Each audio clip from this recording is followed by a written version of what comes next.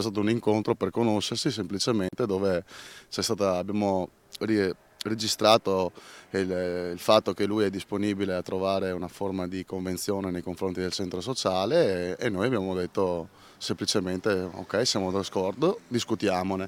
Enrico Zulian, portavoce del centro sociale Pedro, conferma l'incontro avuto con il sindaco Bitonci, ma non vuole sentir parlare di riunioni segrete o di accordi per garantire una sorta di pace sociale senza manifestazioni.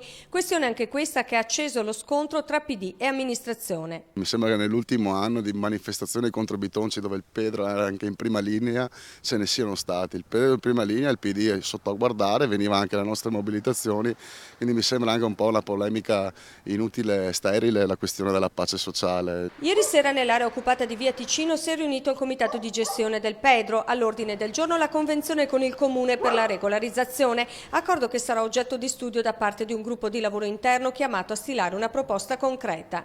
Quel che importa però, continua Zulian, è che ci sia il riconoscimento formale della nostra realtà. L'aspettavate dal sindaco Bitonci un'apertura di questo tipo? Rispetto dopo 20 anni di amministrazione cieca del PD, che dovrebbe essere più sensibile alle tematiche sociali, l'apertura del sindaco Bitonci sembra più un dato, come dice lui, di amministrare la città e di risolvere un'esigenza che da anni si esprime nei nostri territori.